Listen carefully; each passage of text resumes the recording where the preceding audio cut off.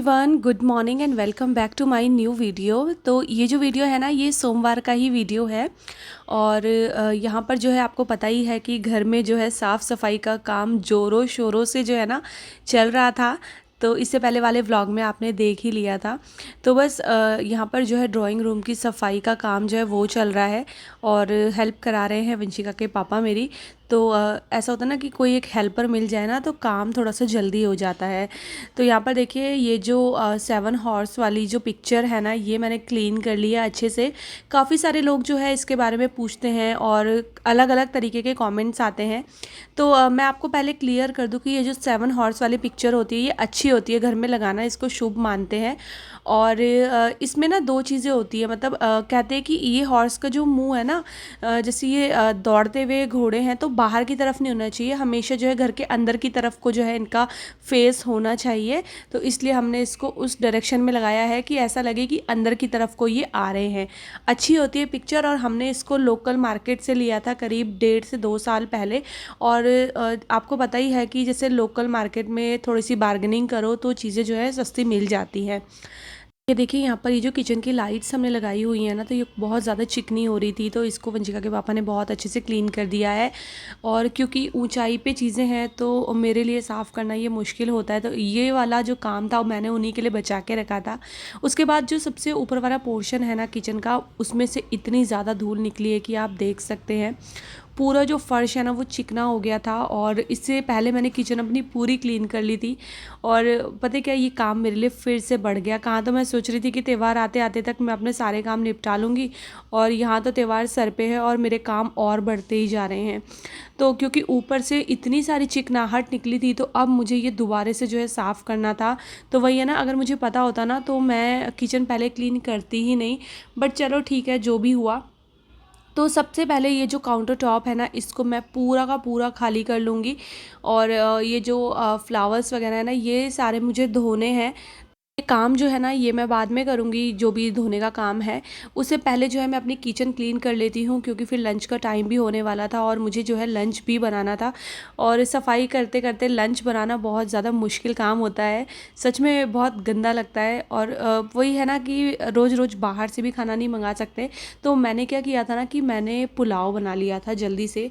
जल्दी तो खैर कहने का होता है, टाइम तो उतना ही लगता है सब्ज़ी की चॉपिंग वगैरह में। तो यहाँ देखिए, मैंने जो है सबसे पहले ऊपर वाला जो पोर्शन है उसको कॉलिन से जो है क्लीन किया था। तो इसमें सिर्फ ना धूल जो थी ना वो आ गई थी। ये जितने भी कैबिनेट्स हैं बाहर, इनके दरवाज़ों पे धूल आ गई थी। तो बस वो धूल मुझे जो है पोंछनी थी। मेन जो था वो जो हमारा काउंटर टॉप है ना वो मुझे क्लीन करना था, क्योंकि उसमें बहुत ज़्यादा चिकना चिकना सा जो ऊपर से जितना भी डस्ट गिरा था ना, तो मुझे साफ़ करना था। लगे हाथ मैंने चिमनी को भी जो है क्लीन कर लिया। और एक चीज़ तो ये मुझे समझ आ गई है कि जैसे चिमनी को थोड़ी थोड़ी सी में धूल होने लगी थी, क्योंकि मैंने करीब 3 से 4 दिन पहले शायद ये क्लीन किया होगा। तो क्या होता है ना कि जैसे साथ के साथ आप क्लीन कर लो ना, हर तीसरे दिन या चौथे दिन, तो ये गंदी नहीं होती है जल्दी से। तो देखिए, ऊपर वाला पोर्शन मैंने क्लीन किया, फिर मेरी नज़र ये किचन की विंडो पे गई थी, तो यहाँ पर भी बहुत ज़्यादा धूल हो रही थी। तो नीचे वाली विंडो तो क्या होता है ना, मैं कभी कभी बर्तन धोते हुए भी जो है क्लीन कर लेती हूँ, लेकिन ऊपर वाली विंडो तो आज ही मैं क्लीन कर रही हूँ। तो इसको भी मैंने स्क्रबर से पहले अच्छे से जो है स्क्रब किया, उसके बाद वाइपर से जो है मैंने ये वाली विंडो भी क्लीन कर ली थी, मतलब अंदर से भी और बाहर से भी, तो चमक गई थी एकदम। और ये देखिए, अब ये जहाँ पर एयर फ्रायर मेरा रखा हुआ है वो वाले पोर्शन में तो बहुत ज़्यादा ही धूल गिरी हुई थी। और वाइट चीज़ों पे जब धूल गिरती है ना तो वो अलग से ही चमकती है। तो बस यहाँ पर भी देखिए मैंने अच्छे से कर लिया है क्लीन। और मैं बताऊँ आपको, ये सारा काम करते करते, क्योंकि बीच में फिर लंच का भी टाइम हुआ था, मुझे शाम के 6 बज गए थे और मैं 6 बजे नहाई हूँ शाम के। ऐसा हाल हो गया था मेरा। इतनी ज़्यादा थकान हो गई थी ना, इतनी ज़्यादा कि मैं क्या ही बताऊँ। और जब आपको ये भी टेंशन होती है ना कि कल से तो त्यौहार शुरू है, तो और ज़्यादा थकान लगती है। लेकिन ये था कि नहीं, आज का बस ये है कि लग के मैं अपना ड्राइंग रूम, अपना किचन निपटा दूँ। फिर भी देखो, इतना करने के बाद भी जो बेड वाली क्लीनिंग है वो मेरी रह गई है, सिर्फ एक ऑर्गेनाइज़र की वजह से ना वो जो है ना मेरा काम अटक गया है। तो अब तो मैं उसको बाद में ही करूँगी। और ऑर्गेनाइज़र को 15 दिन होने वाले हैं। मैंने कब ऑर्डर करा दिया था, मीशो से ऑर्डर कराया था, लेकिन कभी कभी ना ये ऑनलाइन वाले ऐसी हरकतें कर देते हैं ना, मतलब अभी तक भी मैं रोज़ उनसे कोऑर्डिनेट कर रही हूँ कि मेरा जो है अभी तक सामान नहीं पहुँचा है। तो हर दिन बस कि कल आपको जो है 24 आवर में आपको जो है हम बताएंगे बताएंगे, लेकिन अभी तक भी मेरी कोई हेल्प नहीं हो रही है। और जो मैंने ऑर्गेनाइज़र मंगवाए हुए थे ना, वो कहीं रास्ते में अटके हैं या खो गए हैं, मुझे खुद भी नहीं पता। और वहाँ से मेरी हेल्प भी नहीं हो रही है, ना वो मेरा रिफ़ंड कर रहे हैं, इसलिए मुझे और ज़्यादा गुस्सा आ रहा है। तो ये सारी चीज़ें तो अब मैं दिवाली के बाद ही देखूँगी। फ़िलहाल देखिए मैंने ना स्क्रबर में ना हल्का सा लिक्विड लिया था, और बस अच्छे से काउंटर टॉप को और टाइल्स को जो है ना स्क्रबर की हेल्प से पहले रगड़ लिया, और उसके बाद ये जो वाइपर है ना, इससे सारा साबुन जो है निकल जाता है, बहुत अच्छे से टाइल चमक जाती है। जैसे कपड़े से हम पोंछते हैं ना तो फिर भी निशान पड़ जाता है, लेकिन ये जो वाइपर होता है ना, इससे बिल्कुल निशान नहीं पड़ता है। उसके बाद भी मैंने सूखा कपड़ा जो है ना टाइल्स पे जो है मार दिया था, और फिर बाद में तो मैंने उसे कॉलिन से भी साफ़ किया है। तो मतलब तीन तीन चीज़ों से जो है मैंने अपनी टाइल्स चमकाई हैं, और काउंटर टॉप भी मेरा बहुत अच्छे से जो है क्लीन हो गया था। अच्छा, जैसे साफ़ सफाई वाले काउंटर टॉप पे तो खाना बनाने का मन नहीं करता ना, ऐसा लगता है बस अब इसको ऐसे ही रहने दो, यहाँ पर बस कोई भी ना आए। लेकिन वही ऐसा तो पॉसिबल होता नहीं है, खाना तो बनाना ही पड़ता है। मतलब एक बार जब किचन आपकी चमक जाती है ना, फिर मन नहीं करता उसमें काम करने का, ऐसा लगता है बस ऐसे ही चमकती हुई रहे। तो एक साइड का जो है मैंने सारा साफ़ कर लिया है। अब मैं दूसरी साइड का जो मतलब फ्रंट वाला एरिया है उसको क्लीन करूँगी। और देखने में किचन छोटी है, लेकिन वही है कि जब आप सफाई करने लगते हो ना, तो फिर पता चलता है कि नहीं, इतनी भी छोटी नहीं है जितनी हम लोग समझते हैं। अच्छी खासी तो है, मतलब सफाई करते करते हालत ख़राब हो जाए इतनी तो है किचन। अब यहाँ पर देखिए मैंने जो है ना हॉब को भी अच्छे से जो है स्क्रबर की हेल्प से स्क्रब कर लिया है, और फिर मैंने इसको गीले कपड़े से पोंछ लिया था। और उसके बाद गैस पे भी मैंने जो है ना कॉलिन डाल के और साफ़ सूती कपड़े से जो है इसको अच्छे से क्लीन कर दिया था। तो मेरा हॉब भी बहुत अच्छे से चमक गया था। ग्लास का होता है ना, टफन ग्लास का, तो ये जो है अच्छे से चमक जाता है। अब बारी आती है फ़र्श की। तो ये जो फ़र्श था ना, जो ऊपर की डस्ट आई थी उसमें वो ऑयली वाली डस्ट थी, तो ये तो सर्फ़ से रगड़ना बहुत ज़्यादा ज़रूरी हो गया था। तो बस मैंने जो है ना यहाँ सर्फ़ डाला है, और ये ब्रश जो है मैं लेकर आई थी, तो इसकी हेल्प से मैंने अच्छे से इसको रगड़ा। तो बहुत जल्दी ही जो है ना सारी डस्ट निकल गई थी। तो जो ड्राइंग रूम वाला एरिया था वो तो मैं धो चुकी थी पहले ही, लेकिन आज मुझे किचन वाला एरिया जो है ना इसको साफ़ करना था। और जब आप सफाई करते रहते हो ना, तो तब आपको चीज़ें याद आती रहती है कि अरे अभी वो चीज़ तो रह गई है, वहाँ तो हमने किया ही नहीं है कुछ। बहुत सारी चीज़ें ना वो फिर भी मिस हो ही जाती हैं। तो देखिए पहले जो है ना जितनी भी धूल थी, आप देख सकते हैं कितनी गंदगी निकल रही है। वाइपर से मैंने इसको जो है ना बैल्कनी की तरफ सारा जो है डस्ट कर दिया था। उसके बाद फिर मैंने एक बाल्टी यहाँ पर पानी डाला, एक छोटी बाल्टी, और फिर उससे जो है ना ये वाला फ़र्श मैंने आधा क्लीन कर लिया था।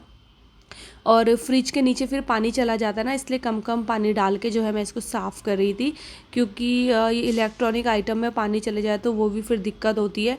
तो इससे जो है ना मैंने फ्रिज को थोड़ा सा खिसकाया और फिर जो है इसको क्लीन करा, मतलब स्विच वगैरह मैंने बंद कर दिए थे पहले, और उसके बाद ही जो है मैंने सारा क्लीन किया है।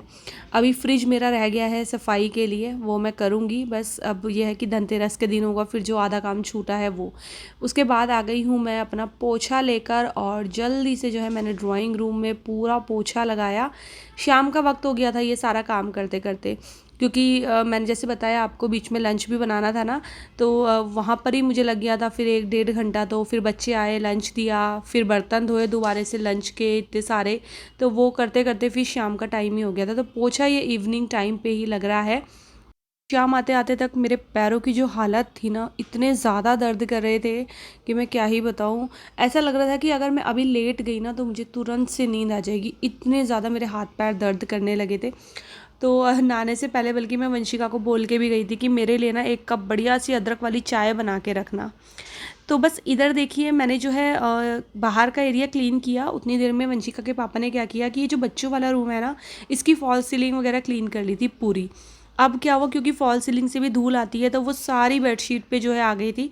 तो अब मुझे जो है बच्चों का रूम भी क्लीन करना है, और हाँ, इस रूम के पर्दे रह गए हैं अभी और विंडो रह गई हैं। तो वही है ना, मैं बोल रही थी ना आपको कि मेरे को काम करते करते ध्यान आ रहा है, आधी चीज़ें तो मैं शॉपिंग की वजह से ही भूल जाती हूँ, फिर बहुत सारी चीज़ें और भी रहती हैं। तो आज फ़िलहाल जो है मैं यहाँ की बेडशीट वगैरह चेंज कर लूँगी। और यहाँ पर मैंने जो वो पहले बेडशीट मंगवाई थी ना, वो वाली बेडशीट जो है बिछा दी है। दिवाली के लिए मैंने न्यू बेडशीट भी ऑर्डर कराई है, और वो पहुँचेगी भी दिवाली वाले दिन ही, तो उसी दिन अब मैं चेंज करूँगी। तो तब तक 2 ही दिन होंगे, तो दिवाली वाले दिन तो फिर ये है कि नई बेडशीट लग जाएगी। तो देखिए यहाँ पर जो है बढ़िया से बच्चों का रूम कर दिया है। अच्छा लगता है ना, ऐसे सेटिंग से सारी चीज़ें हो जाती है। उसके बाद नहा धो के आई मैं, फिर जो है वंशिका ने चाय बना दी थी, और अब मैं जो मेरे किचन में सारी चीज़ें इधर उधर थी उनको ऑर्गेनाइज़ करूँगी। बस ये जो डब्बे हैं ना, ये मैंने क्लीन कर लिए थे, ऐसे ही गीले कपड़े से पोंछ दिए थे, मैंने धोए नहीं।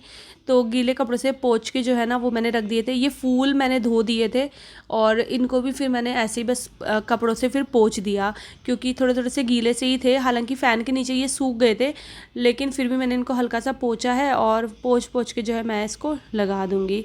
और बाकी की जो चीज़ें थी जो मैंने निकाली थी, टीवी कैबिनेट वाला जो एरिया था, वो सारे भी जो है मैंने धो दी थी। यहाँ पर ये जो मेरा स्टैंड है कॉर्नर वाला, इसको मैंने अच्छे से स्क्रबर की हेल्प से साफ़ कर लिया है, क्योंकि ये हो गया था बहुत ज़्यादा चिकना। इसमें ऑयल रखती हूँ ना मैं, तो इस वजह से बहुत ज़्यादा ही चिकना हो जाता है।